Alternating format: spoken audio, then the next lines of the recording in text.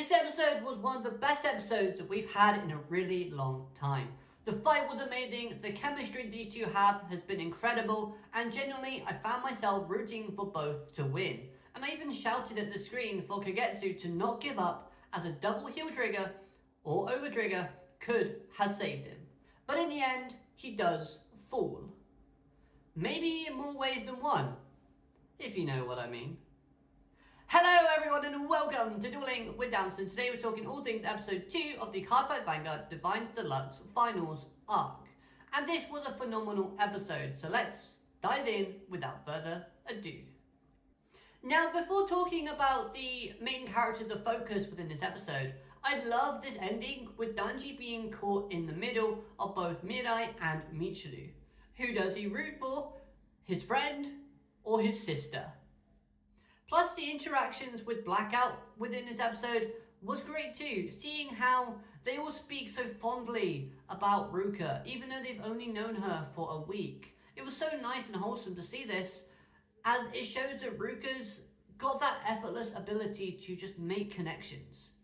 So then, on Ruka's character, this episode really gave us so much of her personality, and displayed it perfectly. I loved how she wears her emotions on her sleeve, and isn't afraid to show them in its truest and purest form. The many expressions that we got treated to within this episode were just amazing, as she never says never. That attitude that she has, she carries through every aspect of her life, and you can see that displayed within the episode. We heard Kagestu take a page out of Akina's book and talk about reaching out a hand for a miracle. And Ruka does the exact same thing, thus getting the win with her risk/miracle that she created. As for Ruka's deck, this thing is stunning and uses just these goofy looking lovable creatures, but they rampage like savage animals. Seeing Ruka excited and talking to her cards shows the connection and bond she's built with them, which isn't a new aspect within card games. We have characters all the time having bonds and memories of their cards, and that helps give them the more desire to use them. However, one thing that did surprise me though was we did get a bit of talk/link to something called Psyqualia. Now, old-time fans will know exactly what I mean by that phrase. Newer fans may not. However, I do not think that this is for 1 second hinting at Psyqualia being a skill that Ruka has. I think we're way past that, despite obviously Locke coming back only recently.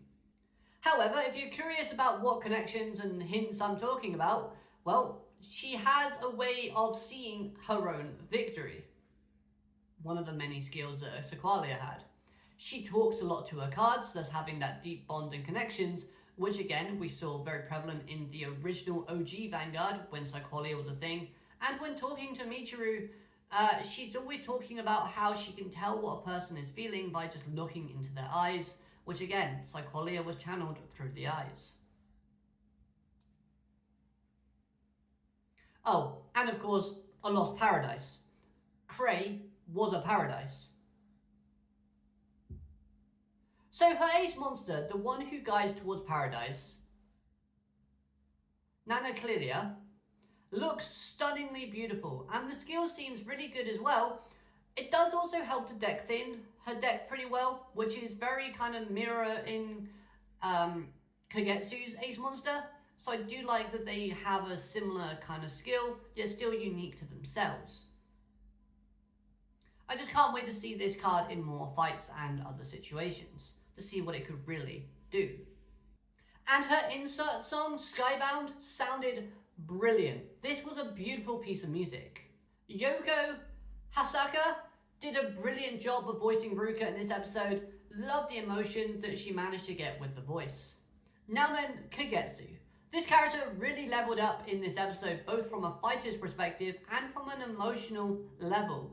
I loved the voice acting here, as it gave us so much raw emotion, passion, desire, and feeling, adding to the overall excitement and enjoyment of this episode, making you believe everything that Kagestu was saying. Seeing Kagestu finally have his time to face Ruka.